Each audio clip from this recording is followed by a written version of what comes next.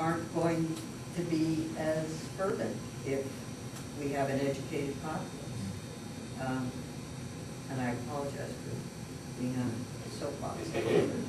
Yes, sir. You know, I've used the argument about that it's cheaper to keep people in jail for life than it is to prosecute, and the response to that becomes, well, let's get rid of all these extra appeals.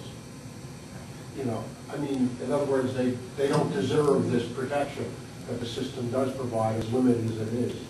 And it's really sad because many of the arguments you've given I used, and it's not enough. These people want revenge, and they think it's society's right to revenge, and I'm suggesting that the family may want revenge, but society's job is to protect us from these people, not to be vengeful in our stead.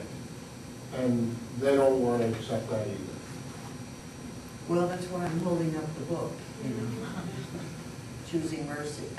And you know, the eloquence of those people who belong to the organization. Now, where is this documentary going to be shown?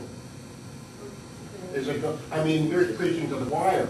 Yeah. Well, I was hoping there were other anti-choir members, but perhaps not. Well, I know I got it from Netflix.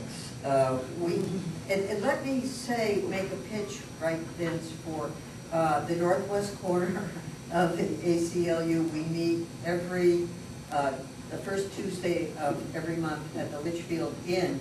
And if you haven't thought about becoming members, please think about it or come to our meetings because we want to have events that you know, that people are committed to discussions such as this. I don't know where else it's going to be shown. I don't even know, does the library here own a copy? Do you know, Vince? I don't think they do. No. No. Well, you know, one could donate one to the library. Oh, I was just thinking. I remember we did this with some other things at UConn. People donate a copy of a movie or a documentary that is there and available for people to take out or for teachers to use. Yes, sir. I have a question. It's probably a very small statistic, but what about criminals who are incarcerated for life and then commit murder while they're incarcerated? I mean, there's been a number of cases that I've heard about, and mainly they kill guards or nurses or some support person in prison. I don't know how you deal with that. You mean, are they? They're already For life, Right, they've right, killed somebody. right. Usually fellow prisoners that are killed. John? It's usually fellow prisoners that they kill. An argument or a gang or something. They don't get guards as often as they get fellow prisoners.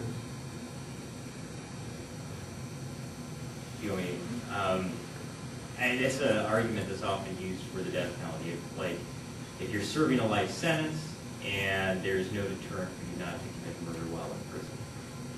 But when you look at the statistics and you look at what prison officials have to say about prison safety, a lot of times they say it's an insult when they hear politicians say we need the death penalty for this reason. Because you look at the vast majority of prison killings happen in states with the death penalty.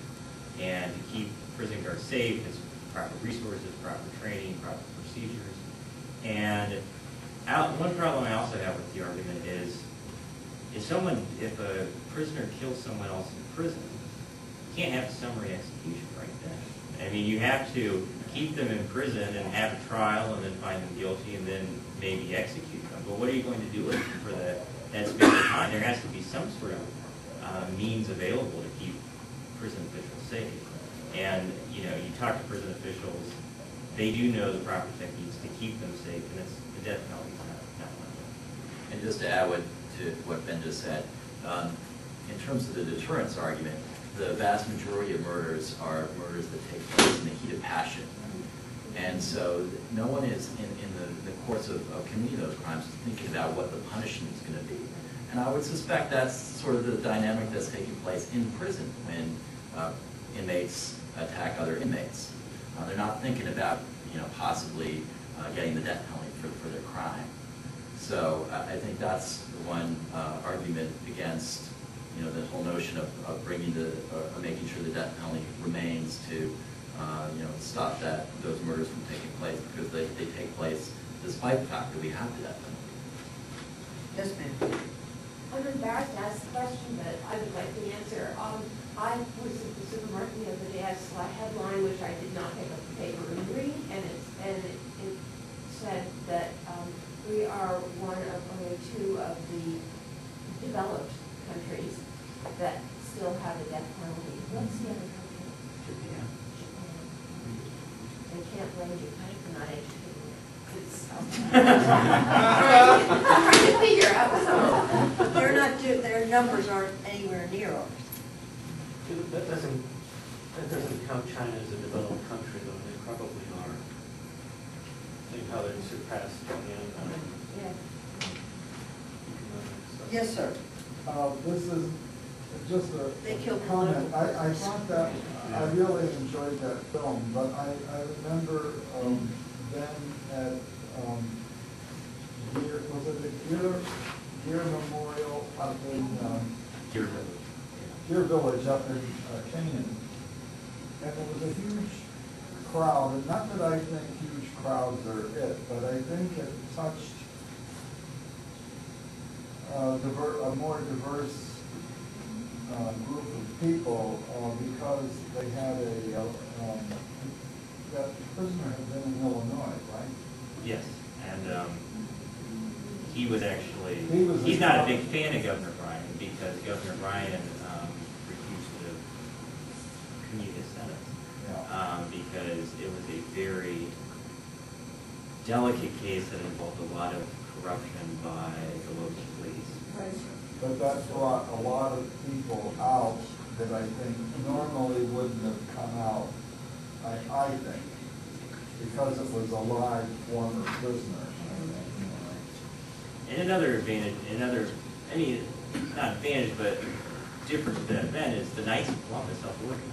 Yeah. And you're going to get, you know, really conservative folks when the Knights of Columbus organized an event. St. Joseph Church was quite involved in it too. Right, but it's good to bring them along and have a very, very big chapter as we push forward towards repeal. Well, I'd like to give people time to look at the literature on the back table about the ACLU and to let Ben, if people want to become members, they can also get a copy of this Ultimate Punishment. And I just want to thank everyone for coming. And, you know, go to the ACLU website and the Connecticut chapter, and if you're interested, come out the first Tuesday to a Litchfield Inn at 7:15. Right? Correct, Litchfield Inn, yes. I want to thank Representative Willis for taking a stand in this political Yes. time. Thank you.